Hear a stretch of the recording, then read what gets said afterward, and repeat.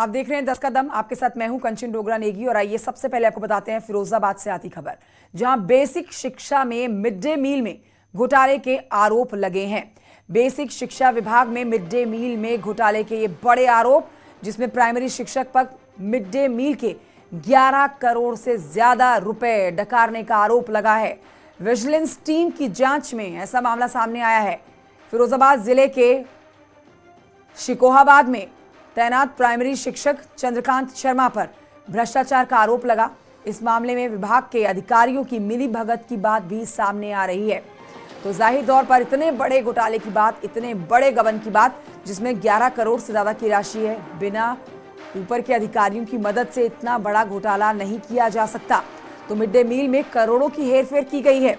11 करोड़ से ज्यादा की राशि है, जिसमें विभाग के अधिकारियों पर मिलीभगत के आरोप लग रहे हैं। प्राइमरी टीचर पर भ्रष्टाचार का आरोप लगा।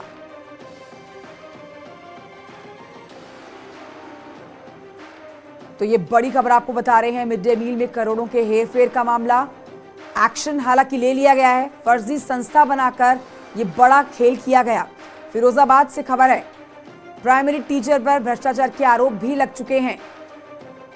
और आपको हम वो रकम भी बता रहे हैं जिसमें बड़े घोटाले की, बड़े हेरफेर की जानकारी मिल रही है। 11 करोड़ से ऊपर की रकम है। मिड डे मील में करोड़ों का हेरफेर। देवेंद्र मेरे सहयोगी और जानकारी के साथ इस खबर पर फोन लाइन पर मौजूद हैं। देवेंद्र, क्या जानकारी आप हमारे दर्शकों तक पहुंचाएंगे, क्योंकि 11 करोड़ से ज्यादा का ये बड़ा हेरफेर है। कैसे शुरुआत की गई और कैसे धरपकड़ की गई है इन हेरफेर करने वाले लोगों की? हालांकि ये मामला पुराना मामला है, जिसमें जांच चल रही थी लंबे अरसे से। 2008 से लेकर काफी लंबी जांच चली। उसके बाद आखिरकार इसमें कार्रवाई होती है और जो एफआईआर है वो विजिलेंस ने आगरा से एफआईआर कराई है। 6 जगह अलग अलग एफआईआर होती है। उसके बाद अभी भी चूंकि ये जांच अभी भी चल रही है और पूरे मामले की अभी भी तहकीकात की है कि आखिर इनका मकान कहाँ था और उस पर वीरेंद्र पूरा मामला ही बताइए, और जो शिक्षक हैं इनके बारे में भी जानकारी दीजिए।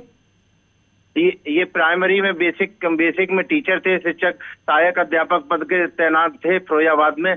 और जहां पर इन्होंने मिड डे मील में जो घोटाला किया और जो पैसा था वो बैंक के साथ कर्मचारियों के साथ मिलकर इन्होंने पैसा निकाला। 11 करोड़ से ऊपर का रुपया था जिसे इन्होंने निकाला। इसके बाद विजिलेंस की एक जांच हुई। जांच के बाद में जो अब आगे एफआईआर होती है, एफआईआर आने के बाद में अभी उनकी जो जमीन है और जो उन्होंने अर्जित की है उस पैसे से, और वो मकान है, उनको सभी की जांच की जा रही है। शुक्रिया आपका वीरेंद्र जानकारी के लिए। तो देखिए, बड़ा भ्रष्टाचार जो सामने आया है निकलकर, अब इस पे हर एक उस अधिकारी के ऊपर जांच बिठाई जाएगी जो इस भ्रष्टाचार में शामिल होगा। और आइए आगे बढ़ते हैं। बुलंदशहर से खबर आ रही है, जिसमें आपको बताएं कि हिस्ट्री शीटर बदमाश राजेश के भतीजे ने एक डॉक्टर को गोली मार दी है, जिसके बाद वो मौके से फरार हो गया है। डॉक्टर को गंभीर हालत में जिला हॉस्पिटल में रेफर कर दिया गया है। घटना पहाड़पुर गांव की बताई जा रही है। खबर है कि डॉक्टर मामऊ गांव से शिकारपुर लौट रहे थे और उसी दौरान अनूप शहर रोड पर बदमाशों ने उन्हें घेर लिया। उन्हें गोली मार दी गई। पुलिस ने 3 लोगों के खिलाफ मुकदमा दर्ज किया। आरोपियों की तलाश की जा रही है।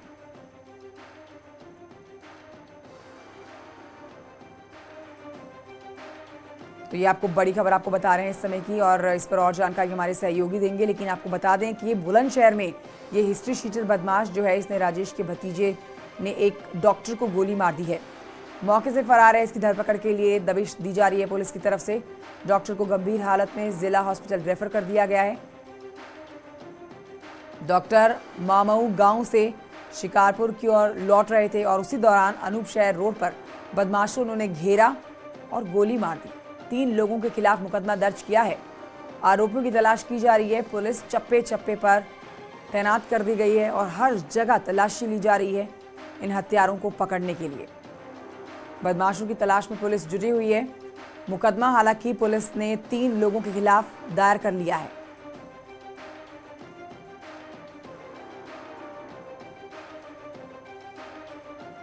तो डॉक्टर को गंभीर हालत में जिला अस्पताल में रेफर कर दिया गया है। वहां इलाज चल रहा है इनका। ये बड़ी खबर आपको बता रहे हैं बुलंदशहर से, जहां पर हिस्ट्री शीटर बदमाश है जिसका नाम राजेश है, इसके भतीजे ने डॉक्टर को गोली मार दी। फिलहाल गोली मारने के बाद ये बदमाश मौके से फरार हैं। शाहजहांपुर से खबर, जहां पर 28 सालों के बाद गैंगरेप के आरोपी को गिरफ्तार किया गया। युवती से 2 लड़कों ने घर में घुसकर रेप की घटना को अंजाम दिया था, जिसके बाद युवती ने बेटे को जन्म दिया और बेटे ने बड़े होकर मां के जरिए पुलिस में रिपोर्ट दर्ज कराई। पुलिस ने 28 साल के बाद आरोपी गुड्डू को गिरफ्तार किया है।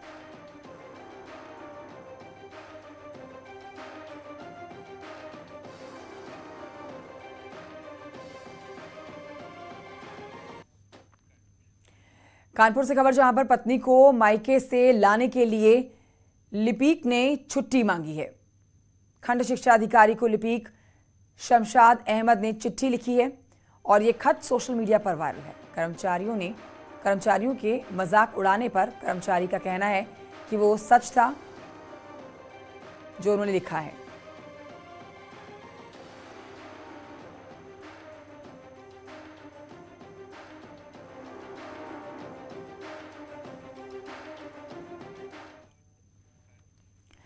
मथुरा से खबर, जहां कोसी कला इलाके में एक फैक्ट्री में आग लगने से हड़कंप मच गया।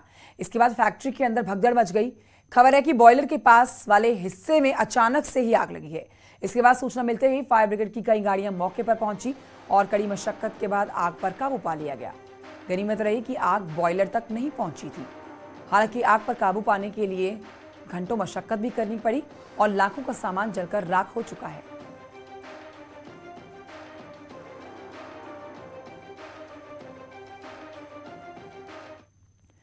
सहारनपुर में आगामी त्योहारों को देखते हुए पुलिस अलर्ट मोड पर आ चुकी है। मुहर्रम जो आने वाला है, उसको देखते हुए पुलिस अधिकारियों ने नगर में पैदल मार्च निकाला है। मुहर्रम में निकलने वाले ताजिए के मार्गों पर देर रात डीआईजी सहारनपुर रेंज और एसएसपी ने पैदल भ्रमण किया। सुरक्षा व्यवस्था का जायजा लिया गया। इस दौरान क्षेत्र के लोगों से शांति बनाए रखने की अपील भी की गई।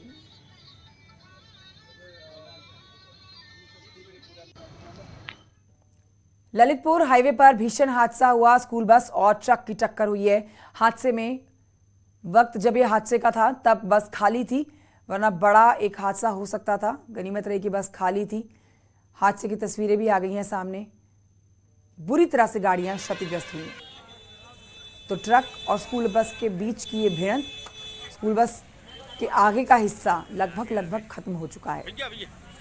बच्चे इस स्कूल बस में मौजूद नहीं थे। ये अपने आप में गनीमत की बात है, वरना बड़ा नुकसान हो सकता था।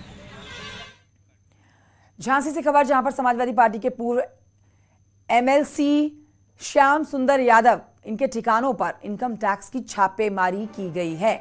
कई ठिकानों पर तड़के सुबह से ही भारी पुलिस बल की तैनाती की गई और इनकम टैक्स की टीम यहां पहुंची। बिल्डर वीरेंद्र राय के ठिकानों पर इनकम टैक्स की रेड पड़ी। वीरेंद्र राय के घर भी पहुंची इनकम टैक्स की टीम। तो श्याम सुंदर यादव के घर पर छापेमारी हुई है और बता रहे हैं आपको, पूर्व एमएलसी के घर पर ये इनकम टैक्स डिपार्टमेंट की छापेमारी है।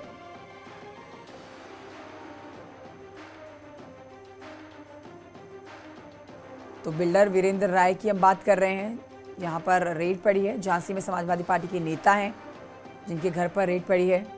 बिल्डर वीरेंद्र राय के घर पर छापेमारी हुई और श्याम सुंदर यादव के घर पर भी छापेमारी की गई।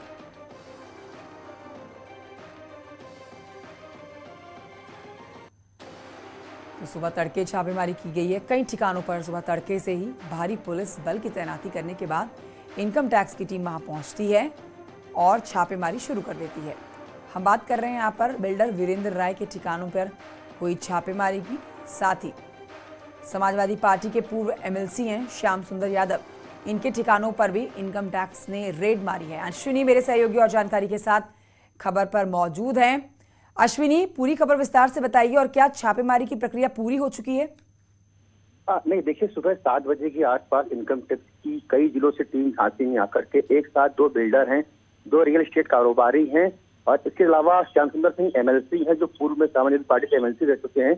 इनके कई ठिकानों पे एक साथ छापेमारी शुरू की गई है। फिलहाल जो छापेमारी है वो चल रही है दोनों बिल्डरों के आवास से, कार्यालय से। इसके अलावा जो तमाम अन्य जो कंपनियां हैं वहां पर छापेमारी चल रही है। सबसे पहले छापा पड़ा श्याम सुंदर सिंह यादव जो पूर्व एमएलसी रहे सपा से, वहां छापा पड़ा, उनके कंपनी में से टीम पहुंची है। इसके बाद टीम उनके आवास से पहुंची है, फिर उनका जो कार्यालय था वहां पहुंची है। एक साथ करीब 7 या 8 ठिकानों में छापेमारी का जो दौर है दोनों बिल्डरों के यहाँ अब तक की छापेमारी में इनकम टैक्स डिपार्टमेंट के हाथ में कुछ लगा है क्या वीरेंद्र? देखिए, छापेमारी का जो दौर है अभी चल रहा है। टीम अंदर है, आवास के अंदर है, कार्यालय के अंदर है। टीम कुछ भी नहीं बोल रही है। क्या मिला है, क्या दस्तावेज मिला है, क्या कैश मिला है, क्या कोई बड़ी धांधली पकड़ी गई है दोनों बिल्डरों के जरिए, इसकी भी जानकारी फिलहाल नहीं हो पाई। कुछ शाम तक जब टीम की पूरी छापेमारी हो जाएगी, अगर टीम बताएगी कि यहाँ ये बरामद हुआ है, तब जानकारी हो पाई है। इससे पहले कुछ भी कहना जल्दबाजी होगा। तो फिलहाल ताजा स्थिति ये है कि बिल्डर वीरेंद्र राय है, इनके घर के बाहर इनकम टैक्स की 2 गाड़ियां खड़ी हुई हैं। तमाम अधिकारी अंदर पूछताछ कर रहे हैं। पूरे घर को उन्होंने बंद कर लिया है। कोई भी जो सदस्य है या नौकर है घर के बाहर नहीं निकल पा रहा है। घर का दरवाजा अंदर से बंद है। शुक्रिया आपका जानकारी के लिए। बारिश से अब जुड़ी हुई आपको खबर दे देते हैं, जिसमें बारिश के बाद बिजनौर में कोटावाली नदी जो आप देखेंगे वो पूरे उफान पर आपको देखी हुई नजर आएगी। नदी के किनारों के इलाके हैं जहां पर जलस्तर बहुत ज्यादा बढ़ा हुआ है। वहीं इस बीच एक कार तेज बहाव में फंस गई थी। हालांकि ड्राइवर ने वक्त रहते कूदकर अपनी जान बचा ली। ये पूरा मामला मंडावली इलाके का है। तो पहाड़ों पर हो रही लगातार बारिश से मैदानी इलाकों में बाढ़ जैसे हालात हैं। सहारनपुर में सिद्धपीठ मां शाकुंभरी देवी मंदिर इलाके में आज फिर बरसाती पानी बढ़ा हुआ देखा गया, जिसके बाद ये जाने वाला जो रास्ता है ये पूरी तरह से पानी से लबरेज नजर आया। श्रद्धालु मां शाकुंभरी देवी मंदिर तक नहीं पहुंच पाए।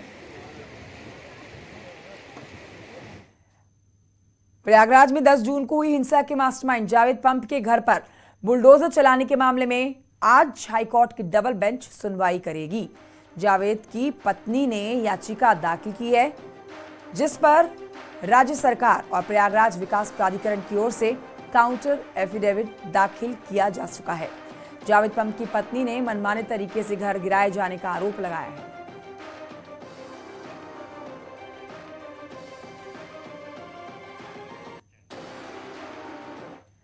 और आइए आपको इस वक्त की बड़ी खबर बताते हैं। उपराष्ट्रपति चुनाव में बीएसपी ने एनडीए के उम्मीदवार जगदीप धनखड़ को समर्थन दे दिया है।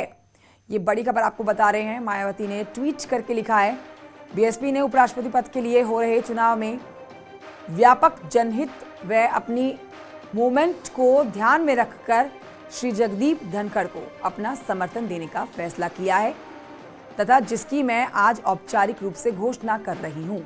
मायावती के औपचारिक ऐलान के बाद बीजेपी ने उनका धन्यवाद किया।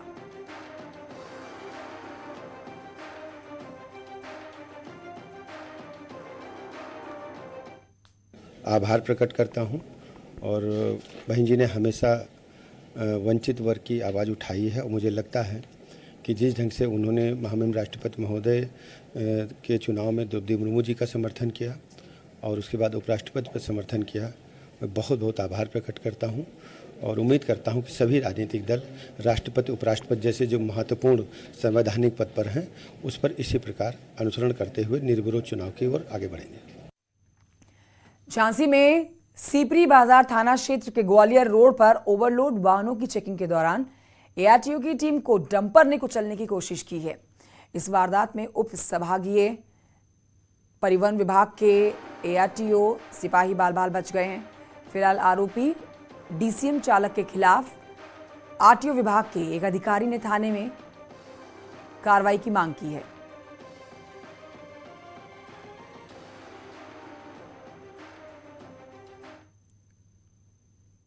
क्या है कि मैं इस झांसी ग्वालियर बाईपास से गुजर रहा था।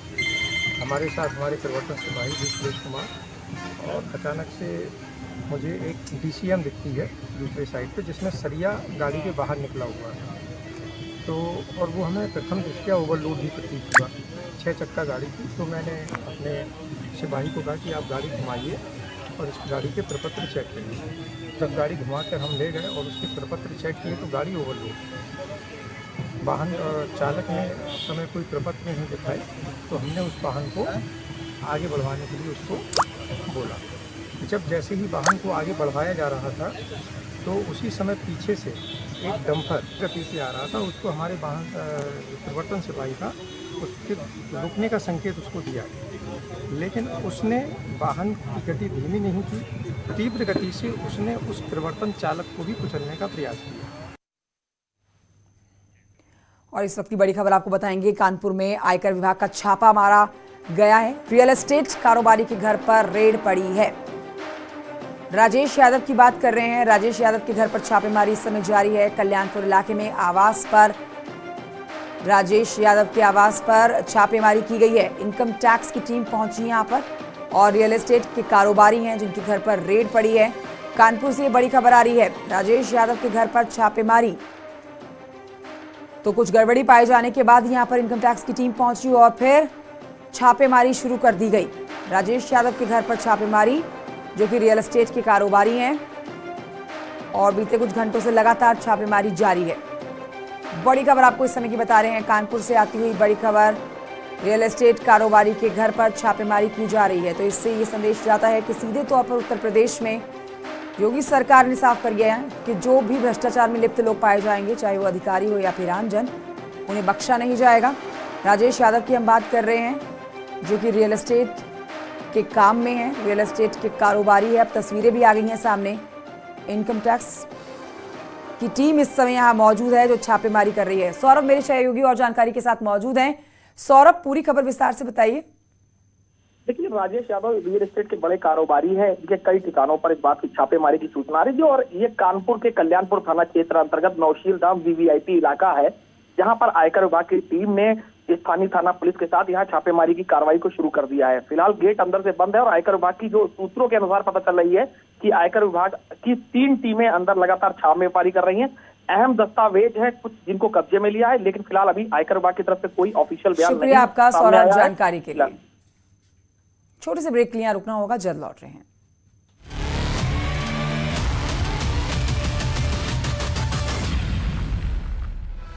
किया गया